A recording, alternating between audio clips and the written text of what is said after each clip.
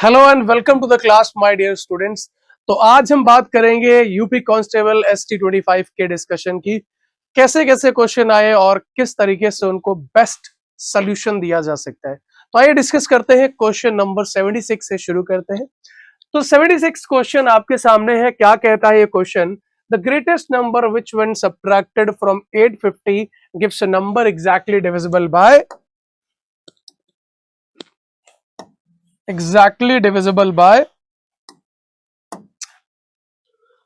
12, 30 and 35। So what we have to do, क्या करना चाहिए ऐसे प्रश्नों में भाई? द ग्रेटेस्ट नंबर, सबसे बड़ा यानी बड़े से बड़ा नंबर, जिसमें कहा गया विच वन सबट्रैक्टेड फ्रॉम, जो कि 850 से घटाने पर ये 12, 30 और 35 से डिविजिबल हो। तो आप क्या करेंगे? सबसे पहले 12, 30 और 35 का एलसीएम ले लेंगे, लासा ले लेंगे। 12 और 30 का तो हो गया 60, 35 को अभी ऐसे लिखा रहने दीजिए। ये क्या हो गया? 12 पंचे 60, 7 पंचे 35। इसका एलसीएम देखोगे तो क्या आ जाएगा? 5 गुणा 7 गुणा 12। 12 पंचे 60, 7 छंग 42, है ना? 12 पंचे 60 और 7 छंग 42, 420 हो गया एलसीएम। यानी 850 जो नंबर है उसमें से क्या घटाया जाएगा? 420 अगर घटा देते हैं। कहा गया the greatest number which when subtracted from 850 gives a number exactly divisible by this. मतलब हम कितना घटा दें कि 420 आ जाए?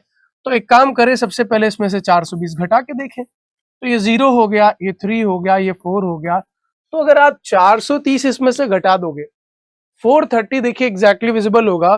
430 अगर हम इसमें से घटा देते हैं बच्चों, तो हमें आंसर हमारा मिल जाएगा। उम्मीद करता हूं ये बात समझ में आ रही होगी सभी को। ठीक है, सो 430 is perfectly correct answer. Next question की ओर मूव करते हैं। तो नेक्स्ट क्वेश्चन क्या होगा? ये रहा अगला सवाल। क्या कहा गया कि देखिए एक क्यूब है, एक घन है। ये रहा आपका क्यूब, एक क्यूब है जिसकी सभी भुजाएं क्या है? 1 मीटर की है। 1 मीटर, 1 मीटर, 1 मीटर। मैं इसको कह सकता हूं कि ये 100 सेंटीमीटर की है, ये भी 100 सेंटीमीटर का हो गया फिर, और ये भी 100 सेंटीमीटर का हो गया। ठीक है, तो कहते हैं कि बताओ अगर A cube of side 1 meter length is cut into small cubes, छोटे छोटे क्यूब्स में काटा जाए जिसकी साइड 10 सेंटीमीटर हो। मतलब अगर मैं यहां से कट लगाता हूं इसे, तो ये जो है ना, ये 10 सेंटीमीटर साइड का होगा।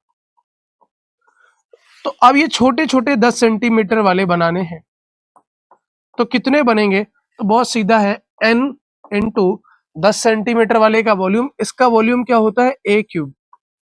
तो इसका वॉल्यूम 10 इंटू 10 गुणे 10 सेंटीमीटर हो जाएगा। जबकि बड़े वाले का वॉल्यूम क्या हो जाएगा? 100 इंटू 100 इंटू 100। तो क्या होगा? 0 0 0 कैंसिल आउट होगा, 0 0 0 कैंसिल आउट होगा। तो n की वैल्यू क्या हो जाएगी आपके पास? 1 2 3। n की वैल्यू क्या हो जाएगी आपके पास? 1 2 3। ठीक है, तो यानी हमारे पास जो बनने वाला नंबर ऑफ क्यूब्स होगा, जो बनने वाला नंबर ऑफ क्यूब्स होगा वो कितना होगा?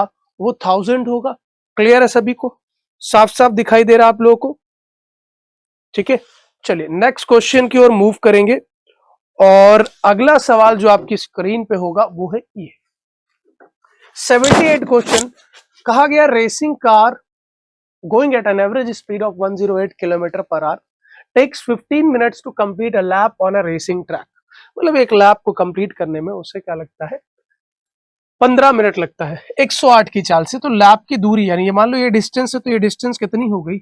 108 की चाल से बंदा जाएगा। 15 मिनट है, मिनट को आर में चेंज करने के लिए 60 से भाग कर लो। ये डिस्टेंस हो गई। अब इसी डिस्टेंस को कह रहा है कि वो कितनी देर में ट्रैक करना चाहता है? वो 12 मिनट में। तो स्पीड क्या होगी? Speed is equal to distance upon time. तो डिस्टेंस अपॉन टाइम, टाइम कितना है? 12 मिनट है, तो आर में चेंज कर लो, 60 से 60 कट जाएगा। 12 नवैया 108, 15 का 9 से गुणा किया 135। यानी अब जो नई चाल होगी वो 135 किलोमीटर पर आवर होगी। तो ये पहले से कितना अधिक है? 108 से 135 देखा जाए तो 8 2 10 होता है, 25 2 27 होता है, यानी 27 किलोमीटर पर आवर इसमें हमें इंक्रीज करना पड़ेगा। ऑप्शन नंबर सी हमारा करेक्ट आंसर होता है। ठीक है, आइए बढ़ते हैं नेक्स्ट क्वेश्चन की ओर, देखते हैं अगला क्वेश्चन 79वां क्वेश्चन क्या कहता है। सो 79वां क्वेश्चन जो है वो ये रहा, और ये क्या कहता है जरा पढ़ते हैं। कहा गया था compound interest on certain some of money at 21% for 2 year is 9282. It's simple interest in rupee at the same rate and the same period is, ठीक, मतलब कोई भी पैसा था उसको 21% के हिसाब से 2 सालों में जो चक्रवृद्धि ब्याज है वो 9282 मिलता है, 9282। तो अभी क्या करना है, 21% को आप फ्रैक्शन के फॉर्म में अगर लिखते हैं तो ये आएगा 21/100। ये दर्शाता है कि अगर ये मूलधन है तो ये क्या है, इंटरेस्ट है, ब्याज है। मैं लिखूंगा मूलधन और मिश्र धन यानी प्रिंसिपल और अमाउंट का रेशियो। तो 100 है, ब्याज लग करके अमाउंट क्या बना, इसको जोड़ दोगे तो क्या बनेगा, अमाउंट। अमाउंट क्या हो गया, 121। 2 साल की बात की गई है तो आप क्या कर देना, स्क्वायर लगा देना। स्क्वायर लगाते ही ये हो गया 1 2 3 4 10,000। इसका स्क्वायर करोगे 21 का स्क्वायर 441, 41 लिखो, 4 कैरी कर दो, 121 में 21 जोड़ दो, 142, 4 146 हो गया। इसका जो अंतर होगा वो बताएगा ब्याज कितना हुआ कंपाउंड इंटरेस्ट से। तो वो कितना हुआ, 4641, और क्वेश्चन में कितना है, 9282। तो 46 का 2 गुना 92, 41 का 2 गुना 82, ये कितनी बार में कट जाएगा, 1 बराबर 2 रुपया। तो ये 10,000 बराबर कितना हो गया, 20,000 रुपया। ये 20,000 रुपया आपका क्या आ गया, प्रिंसिपल। कहा गया कि इसी रेट ऑफ इंटरेस्ट से सिंपल इंटरेस्ट क्या होगा 2 साल में। तो 2 साल में, 1 साल में 21% है तो 2 साल में 42% हो जाएगा। इसका 42%, 42 का 2 गुना 84, ठीक है, 8,400 रुपए। ऑप्शन नंबर बी आपका सबसे सटीक तरीका है इसको सॉल्व करने का, आसान और सटीक। आइए आगे बढ़ जाते हैं नेक्स्ट क्वेश्चन की ओर, देखते हैं अगला सवाल क्या कुछ कहना चाहता है। ठीक है, नेक्स्ट क्वेश्चन। तो क्वेश्चन नंबर 80 थोड़ा कैलकुलेटिव है, लेकिन ठीक है कोई बात नहीं, कैलकुलेशन करनी पड़ेगी। कैसे, देखो एक काम करते हैं, इसमें से देखो 157 का 2 गुना करने पे 314 आता है, 157 कॉमन ले लो तो क्या बचेगा, 2 गुणा 18.5 माइनस 17.5। 157, 18 दूना 36, 1 37 माइनस 17.5। तो अगर 17 होता बचता 20, क्योंकि ये बचेगा फिर 19.5। आइए मल्टीप्लाई कर लेते हैं अपॉन 10। तो इसको लिख सकते हैं 157 200 माइनस 5, ठीक है, अपॉन 10।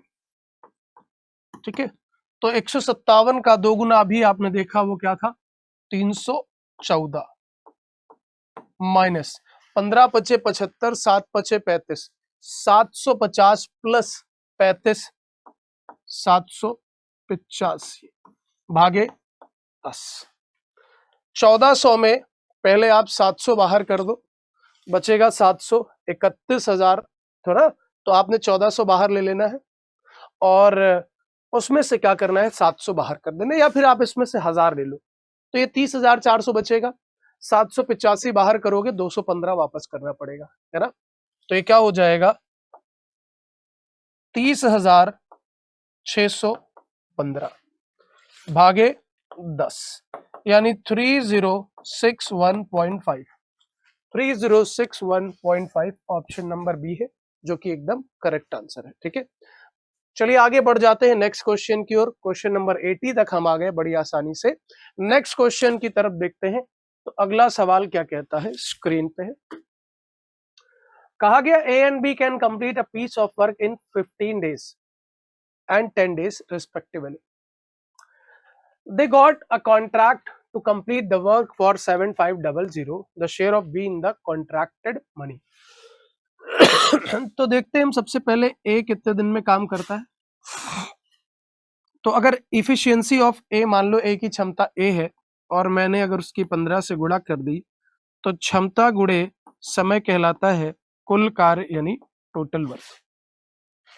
इसी तरह बी की क्षमता बी मान ली और बी काम को कर लेता है 10 दिन में, तो ये भी क्या हुआ, एफिशिएंसी गुणे समय यानी कुल कार्य टोटल वर्क। दोनों कुल कार्य है, समान कार्य कर रहे हैं, बराबर कर दिया। 5 दूनी 10, 5 तिहाई 15, अनुपात क्या आ गए 2:3। क्या दर्शाता है ये कि ये इनकी क्षमताएं आ गई। अब देखिए पैसा है 75,000 रुपए, इनके मध्य बांटना है। तो अगर काम एक साथ कर रहे हैं, क्योंकि लिखा भले ही नहीं है लेकिन इस तरीके से सवाल को दर्शाया जा रहा है कि सवाल की मंशा ये है कि आप समझे कि वे कॉन्ट्रैक्ट ले रहे हैं तो साथ में काम करेंगे। तो जब साथ में काम करते हैं तो पैसों का विभाजन हमेशा और हमेशा क्षमताओं के अनुसार होता है, किंतु अगर साथ में नहीं करते तो कार्य के अनुसार होता है। तो यहाँ पे इनकी क्षमताओं का योग कितना है 5, तो 5 हिस्से लगेंगे इस 75,000 के, तो 15 पचे 75, एक हिस्सा 15,000 का। इसका पूछा जाता 15 दूना 30, 15 तिया 45। बी का पूछा गया है तो बी का बच्चों 45,000 होता, ए का पूछा जाता तो 30,000 होता। ठीक है, आइए नेक्स्ट क्वेश्चन की ओर बढ़ जाते हैं और अगला सवाल फिर से एक बार अच्छे से पढ़ते हैं। अ मैन बॉट 3 आर्टिकल, एक व्यक्ति 3 वस्तुएं खरीद के लाता है, प्रत्येक वस्तु 3,000 की है और कहा गया he sold the article respectively at 10% profit, 5% profit and 15% loss. अच्छा एक बात समझो, अगर उसने प्रत्येक को 3,000 पे खरीदा है, एक पे 10% प्रॉफिट, दूसरे पे 5% प्रॉफिट, तीसरे पे 15% लॉस, और आपसे पूछा जा रहा है कि बताओ भी प्रॉफिट या परसेंट, प्रॉफिट या लॉस परसेंट, तो हमें इस वैल्यू को लेने की जरूरत नहीं है। आप अपने आप से 100 यूनिट मान लो, वो कितने की रही होगी 100 यूनिट की, सभी वैल्यू 100 यूनिट की है। तो अगर सभी वैल्यू 100 यूनिट 100 यूनिट 100 यूनिट की है, क्योंकि सभी समान राशि पे खरीदी गई, समान राशि मतलब सबका रेशियो 1:1:1, तो पहले पे 10% का फायदा, इसका 10% का फायदा यानी 10 रुपए, दूसरे पे 5% का फायदा यानी इस पर अगर 5% निकाले, इसका 10% जैसे निकाला तो ये 5 रुपए, और तीसरे पे 15% का नुकसान यानी इसका अगर 15% निकाला गया तो माइनस का 15। ओवरऑल हम क्या है, ओवरऑल देखा जाए तो +15 -15 यानी कुछ भी नहीं हुआ, न प्रॉफिट हुआ न लॉस हुआ। सो ऑप्शन नंबर डी हमारा करेक्ट आंसर है। ठीक है, ऑप्शन नंबर डी हमारा करेक्ट आंसर है। 83 क्वेश्चंस पे आ जाते हैं। अब 83वां क्वेश्चन क्या कहता है कि ए earn ₹640 per day and work for 8 hours, B earn 360 per day and work for 6 hours. The ratio of the per day wages. अच्छा देखो, they earn 640, A earn 640, तो इसका तो यही वेज हुआ ना भाई, पर डे वेज। अब कोई कितने भी घंटे काम करे एक दिन में, क्या करना, पर डे वेज पूछा गया तो पर डे वेजेस तो दे ही रखा। ए का कितना है 640, बी का कितना है 360, है ना, तो इसको क्या करेंगे, काट लेंगे और जितना कट जाएगा। ठीक है, तो काट लो, 4 से 9 बार में, और ये 16 चौके 64, 16:9, ऑप्शन नंबर सी आपके सामने रखा हुआ है। इसमें किसी को कोई संशय है, कोई तकलीफ नहीं होनी चाहिए, है ना। ये बड़ा आसान क्वेश्चन है, बहुत ही आसान तरीके से लगाया गया हुआ है, कोई फर्क नहीं पड़ेगा, इसको बड़ी आसानी से आप सभी लोग कर सकते हैं, है ना। चलिए नेक्स्ट क्वेश्चन की ओर मूव करेंगे। अगला सवाल 84th क्वेश्चन है। 84th क्वेश्चन भी काफी आसान है, थोड़ा सा कॉन्सेप्चुअल है, एक बार कॉन्सेप्ट को अगर आप पढ़ लेंगे तो बढ़िया से समझ में आ जाएगा। देखिए क्या कहा गया कि एक रेक्टेंगल है, एक आयत है, आयत में लंबाई चौड़ाई होती है, क्षेत्रफल क्या होता है लंबाई गुणे चौड़ाई होती है, एरिया, और अगर इसका परिमाप पूछ लिया जाता तो 2 ब्रैकेट में L+B होता है। ठीक है, अब हमसे कहा गया कि देखो इसकी प्रत्येक साइड यानी लेंथ को भी 13% बढ़ा दो और ब्रेथ को भी 13% बढ़ा दो, तो लेंथ को अगर 13% बढ़ा देते हैं, ठीक है, लेंथ को, तो 13% को क्या लिखोगे, 13/100। तो अगर शुरू में 100 L थी लेंथ, तो अब क्या हो गई, 113 L। शुरू में अगर ब्रेथ B थी, इसको भी 13% बढ़ाया आपने, तो 13/100, यानी पहले 100 B थी, अब 113 B हो गई है, ठीक है। तो पहले क्या था, एरिया L इंटू बी करोगे तो ये क्या हो जाएगा, LB, और ये क्या हो जाएगा, 113 गुणे 113 B into L। LB cut जाएगा, यानी कोई चीज 10,000 से 113 हो जाती है इंटू 113। 113 इंटू 113, 13 का स्क्वायर कर दोगे 169, 69 लिखोगे, 13 दूना 26 हो जाएगा, एक और जोड़ दोगे तो 12769। 10,000 से कोई चीज 12769 हुई है, तो कितना बढ़ गई है, तो देखा ये 2769 बढ़ गई है, कितने पे, 10,000 पे। प्रतिशत के लिए 100 से गुणा कर दोगे, 2 जीरो कट जाएंगे, 27.69 हमारा आंसर हो जाएगा, 27.69। एक तरीका तो ये हो गया कॉन्सेप्ट वाइज। दूसरा तरीका क्या है कि आप सक्सेसिव लगा सकते हैं, x plus y plus x y by 100, ठीक है, दोनों चीजें कर सकते हैं। तो अगर ये करते हैं तो क्या हुआ, 13 प्लस 13 इंटू 13 अपॉन 100, तो ये हो गया 26 प्लस 1.69, यानी 27.69। तो ये हो गया हमारा सक्सेसिव अप्रोच से एक लाइन, ठीक है। तो दोनों चीजें आपको बता दी हैं। अगले क्वेश्चन की ओर मूव करेंगे, देखते हैं नेक्स्ट क्वेश्चन क्या है। सो अगला क्वेश्चन है, the average age of 15 person is 32 year. If two more person are added, then the average is increased by 3 years. The new person have an age difference of 9 years. Between them, the age, फिर बोला है the age in year of the elder among the new person is। चलिए, तो पहले हम इसके थोड़ा सा बेसिक्स को देख लेंगे। बेसिक क्या कहता है कि पहले 15 लोग की एवरेज क्या थी, 32 वर्ष थी, तो सम क्या आ जाएगा, ये सम आ जाएगा। तो सम यहां से आएगा 15 दूना 30, 15 तिया 45 और 15 दूना 30, 450 और 30 480, 480 सम था। कहते हैं कि 2 more person are added, the average increase by 3। तो अब लोग हो गए 17 और एवरेज 3 बढ़ गया, यानी हो गया 35। तो नया सम हो जाएगा ये 17 तिया 51, 17 पचे 85, 510 और 85 595, नया सम हो गया, ठीक है। और इसका जो अंतर दिखाई दे रहा है वो हमें दिखाई दे रहा है 20 इधर 95 उधर 115, यानी ये किसका है, सम ऑफ उन दोनों का है, सम ऑफ 2 न्यू पर्सन, है ना, दो जो नए लोग आए हैं उनका है, 2 न्यू पर्सन का। ऐसा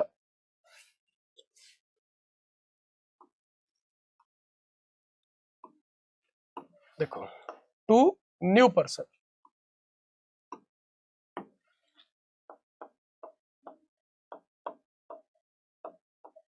ठीक है, जो नए 2 लोग आए हैं ये उनका सम है।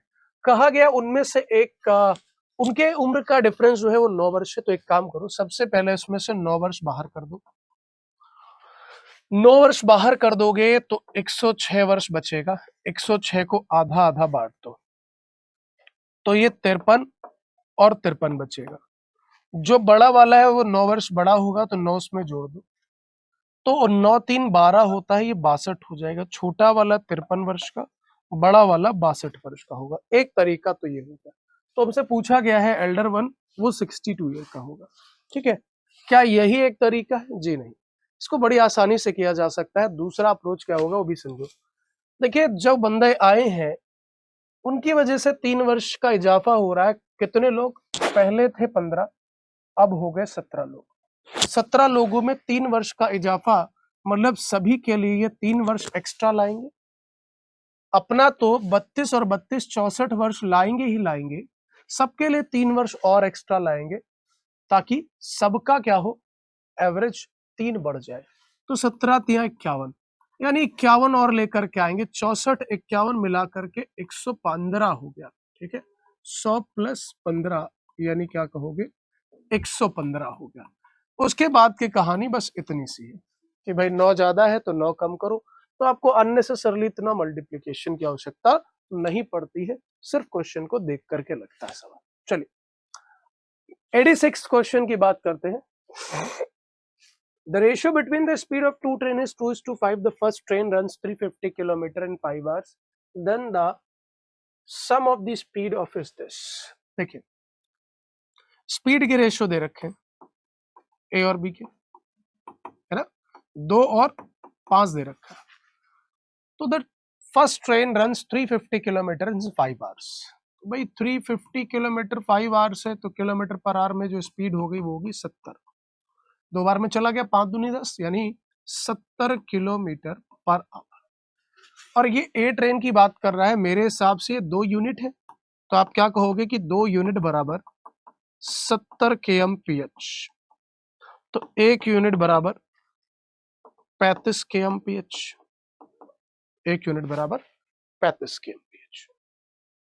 अब 1 यूनिट बराबर अगर 35 kmph है तो ये 5 यूनिट है, 5 यूनिट बराबर 3 पचे 15, 5 पचे 25, 175 किलोमीटर प्रति घंटे की चाल से।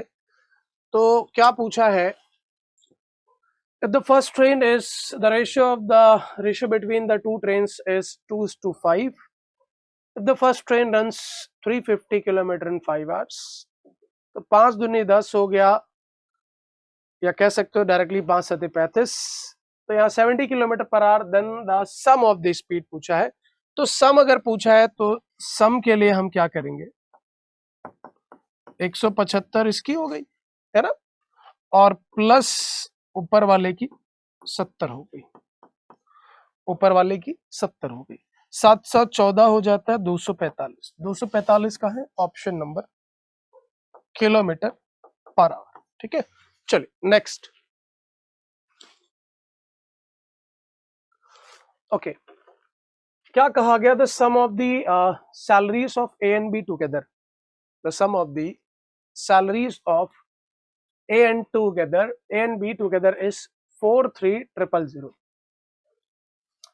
तो ए और बी की कंबाइंड सैलरी 43,000 रुपए है। ए जो है वो 95% स्पेंड करता है अपनी सैलरी का, and B 80% of salary.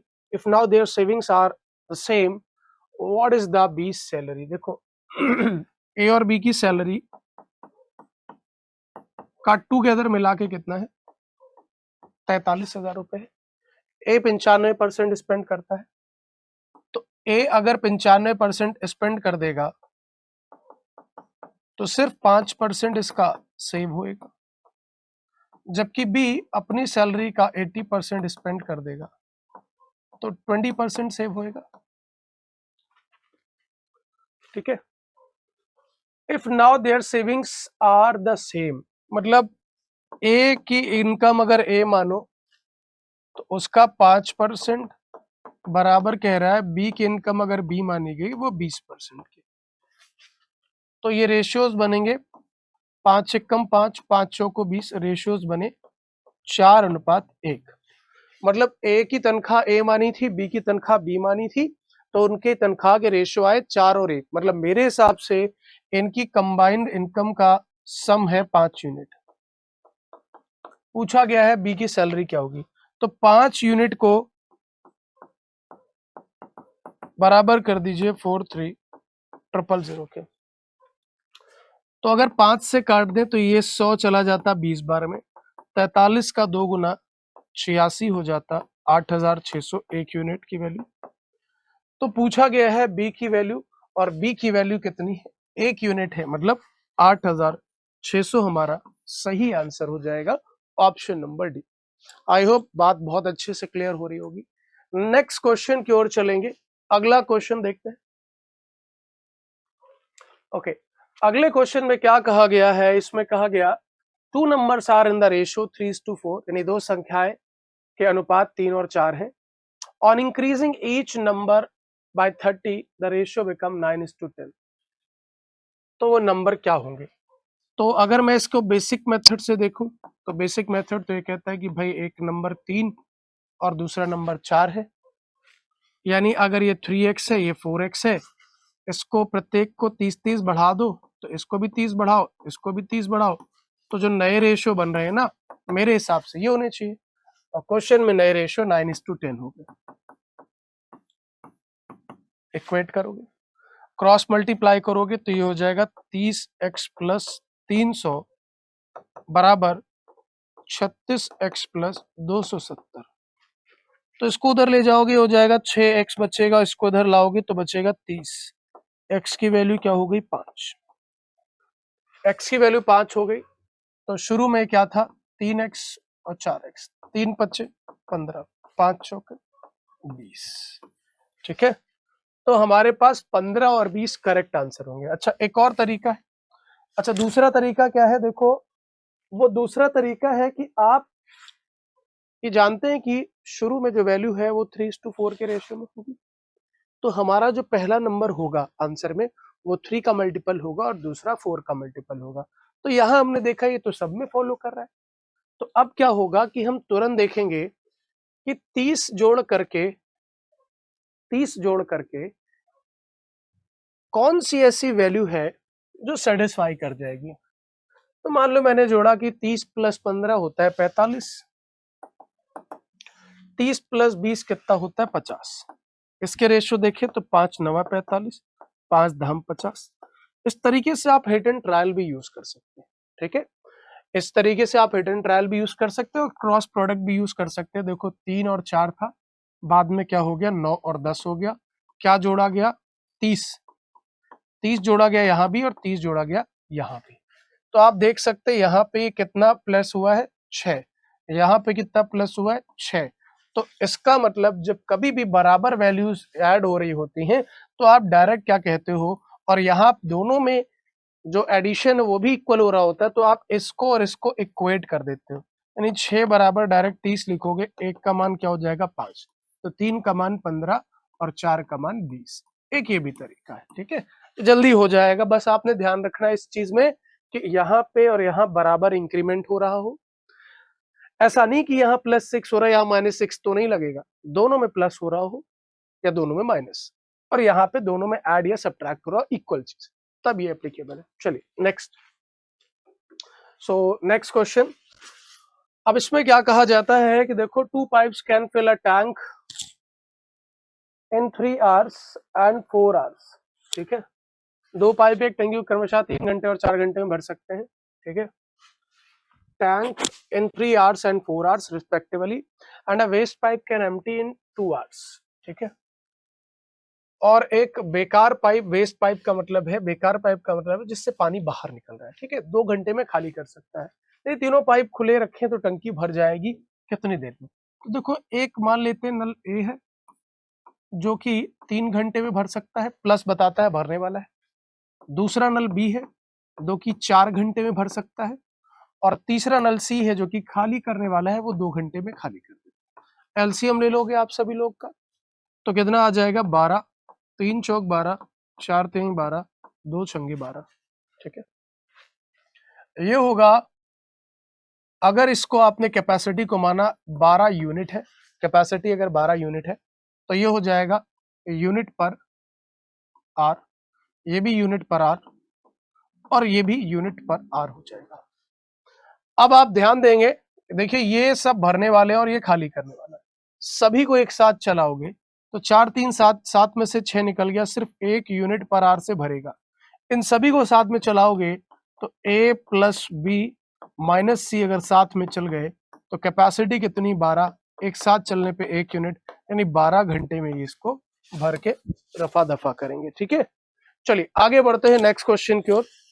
So the next question, 1/5 of the population of a village, 1/5 of the population of the village are children। 1/5 population village की चिल्ड्रन है। Children 2/3 are men, 2/3 are men and the remaining are women। बची हुई क्या होंगी? Women. तो कहा गया है if the total population is 31500 find the number of women। देखिए ऐसे क्वेश्चन को करने के बहुत सारे ढंग होते हैं। लेकिन देखो बेसिक अप्रोच तो ये कहेगा, बेसिक अप्रोच ये कहेगा कि मान लेते हैं कि ये 1/5 ऑफ एक्स है, या पॉपुलेशन मान लेते हैं एक्स है, चिल्ड्रन 1/5 एक्स है, मेन 2/3 एक्स है, और जो बची वो वुमेन है।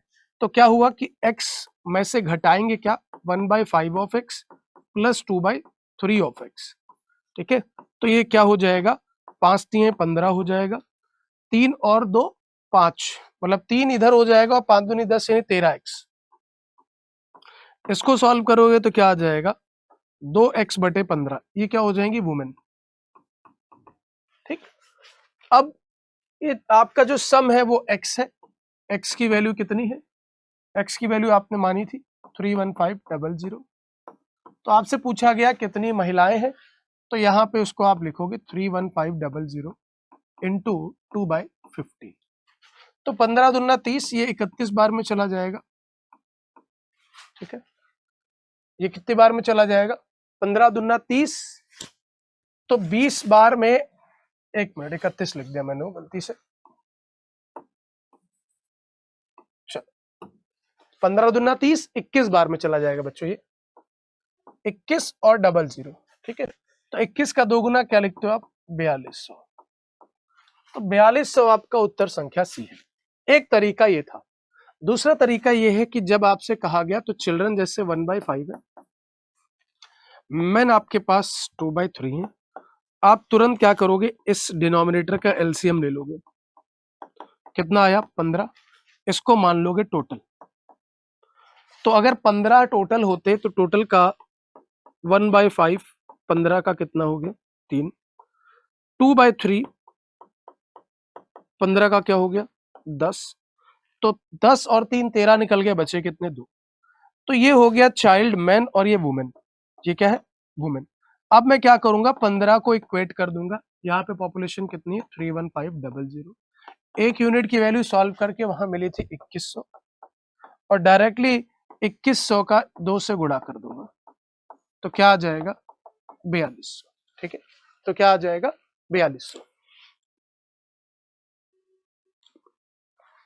क्लियर। इस तरीके से इसको कर सकते हैं। नेक्स्ट, अगला क्वेश्चन क्या कहता है, a dealer buys an article marked at 2000 with two successive discount of 20% and 5%. He spent 1800 on repair and sell it for 20,000. What is his profit or loss percent? Correct to 2 decimals. देखते हैं। एक dealer है जो कि bye करता है एक article जिसका मार्क प्राइस है 20,000, 2 सक्सेसिव डिस्काउंट के बाद, और उस पर 1800 रुपए लगाता है रिपेयर पे, और फिर उसे 20,000 की बेच देता है। तो बताना है कि हमारा प्रॉफिट या लॉस हो रहा है, तो वो कितने परसेंट का हो रहा है, दशमलव के बाद 2 अंकों तक। तो सबसे पहली चीज आपने खरीदी थी 20,000 की, ठीक, ये आपका मार्क प्राइस था। अब आप इस मार्क प्राइस पे डिस्काउंट दोगे, क्या डिस्काउंट दोगे, पहले 20% का, भाई 20% इसका कितना हो गया 4,000, छोड़ दीजिए 4,000, तो ये चीज हो गई 16,000 की, उस पर 5% आप और छोड़ देंगे, तो 5%, 16 पंचे 80, 800 होगा, 800 और डिडक्ट कर देंगे, तो 16,000 में 1,000 बाहर निकालो, यानी 15,200 बचेगा। अब 15,200 की इनकी खरीद हुई, और उस पे उन्होंने 1,800 रुपए और लगाया मरम्मत के लिए, तो 1,800 और जोड़ देना, तो 15 1 16 1 17,000 रुपए लग जाएंगे। अब 17,000 रुपए की चीज थी और 20,000 में बेची जा रही है, फायदा कितने हजार का दिख रहा है, 3,000 का। तो क्रय मूल्य क्या हो गया, ये इसका सीपी हो गया और ये इसका एसपी हो गया, ये इसका प्रॉफिट हो गया। तो 17,000 पे 3,000 प्रतिशत के लिए 100 से तीनों जीरो कट गए, यानी 300/17। तो 300 को अंदर डाला, 17 को बाहर किया, 17 एक कम 17, कितना बचा 130, 130 बचा। अब देखो एक से शुरुआत होने वाले तो यहां बहुत सारे हैं, लेकिन ये तो डेफिनेटली हट गए, इन्हीं में से है। और दूसरी चीज हम प्रॉफिट में है, प्रॉफिट में। अब सॉल्व करने की जरूरत थोड़ा ना है, बात खत्म होगी। 17.65 है ना। थोड़ा स्मार्ट वर्क करना होता है कि जब हमें एलिमिनेशन आ जाता है तो हम कैलकुलेशन से बच जाते हैं। ठीक है, नेक्स्ट क्वेश्चन डेटा इंटरप्रिटेशन है। कहा गया read the following information carefully and answer the following question. Ratio of the export to import, export import का रेशियो दे रखा है in term of money in rupee of two companies over the year. ठीक है, तो ये ratio दे रखा है किसका, कंपनी ए और बी का, इंपोर्ट और एक्सपोर्ट का। तो कहा गया in which year was the difference between import and export of company B the maximum. तो देखो कंपनी बी का जो निशान है वो ये वाला है, ये कंपनी बी है। तो 2011 में 0.5 है, तो रेशियो क्या बना, 1/2। किसका रेशियो है, ratio of export to import, मतलब ये एक्सपोर्ट है तो ये इंपोर्ट है। फिर 2012 में ये 0.5 से 0.75, ठीक है, 0.75 मतलब 3/4। ये 1 हो गया तो 1/1 रहा, बराबर रहा। यहां 1.25 हो गया, है ना, ये 1.25 हो गया। तो 1.25 का मतलब 1 + 1/4 यानी 5/4। ठीक है, यहां देखो तो ये फिर से 1 हो गया, फिर से 1/1। यहां देखा जाए तो 1.25 मतलब फिर से 5/4। तो आपसे पूछा गया है in which year was the difference between the import and export of company B the maximum, कब मैक्सिमम है डिफरेंस। तो भाई यहां देखो डिफरेंस 5 और 1 का है, मतलब 1 यूनिट का है। वहां भी डिफरेंस 1 यूनिट का है, ये हाफ है, मतलब ये 50% है। ये डिफरेंस कितना है, परसेंटेज में डिफरेंस अगर मैं देखूं तो ये इससे 50% आ रहा है डिफरेंस। ठीक है, अब ये 3 है, ये 4 है, तो इस पे जो डिफरेंस आएगा, यानी ये 3 हिस्सा इसका है, तो जो एक्सपोर्ट का डिफरेंस है वो 25% का आएगा। यहाँ 0% का है। यहाँ पे देखो तो ये भी 25% का है, यहाँ 0% का है, ये 25% का है ना। तो सबसे ज्यादा जो डिफरेंस आपको दिखाई दे रहा है वो कहां पे है, सबसे ज्यादा डिफरेंस। तो सबसे ज्यादा जो डिफरेंस दिखाई दे रहा है वो आपको कहां पे दिखाई दे रहा है,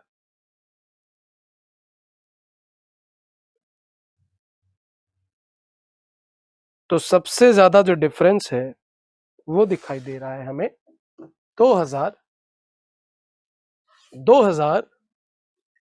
किसमें किसमें किसमें किसमें, ये कह रहा है ना ratio of the export to import in term of money in two companies over the year, किसमें दिखाई दे रहा है सबसे ज्यादा। तो सबसे ज्यादा अगर आप देखो पूरा का पूरा ढंग से देखोगे तो आपको साफ साफ दिखाई देगा कि भाई देखो इसमें हमें इंपोर्ट और एक्सपोर्ट का जो डिफरेंस है परसेंटेज में पूछा है, पहली चीज ये है। और अगर परसेंटेज में पूछा है तो डिफरेंस हमें तो 2011 में दिखाई दे रहा है, बट 2011 तो ऑप्शन में नहीं है। तो क्या करेंगे, कैसे सोचेंगे। अब अगर ये चीज नहीं सेट हो रही है तो हम क्या करेंगे, कैसे सोचेंगे।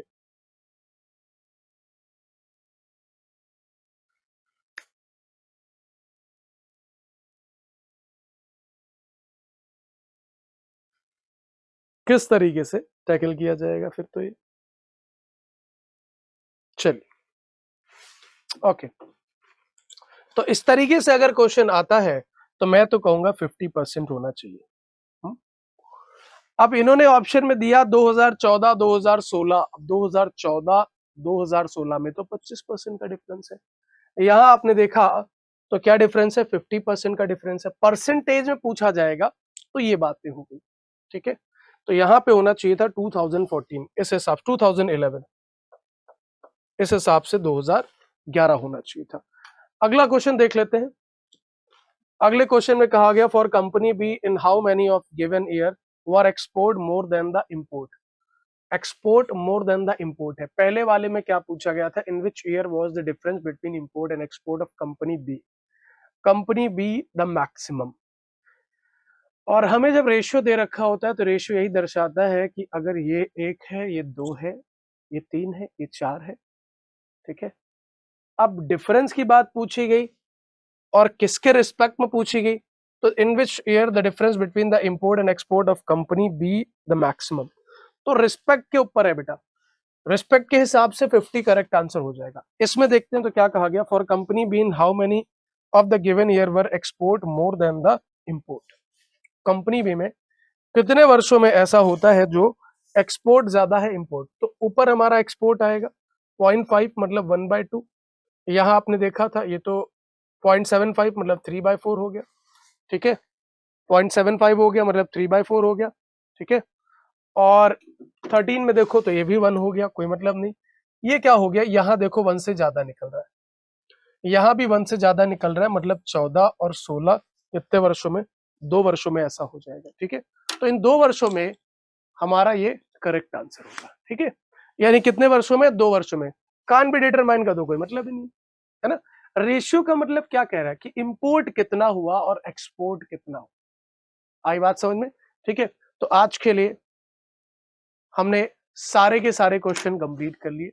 आई होप सोल्यूशन बहुत अच्छे तरीके से समझ में आएगा। तो आज के लिए इतना ही, मिलते हैं फिर नेक्स्ट सेशन में नेक्स्ट हिस्ट्री के साथ। Thank you, thanks a lot.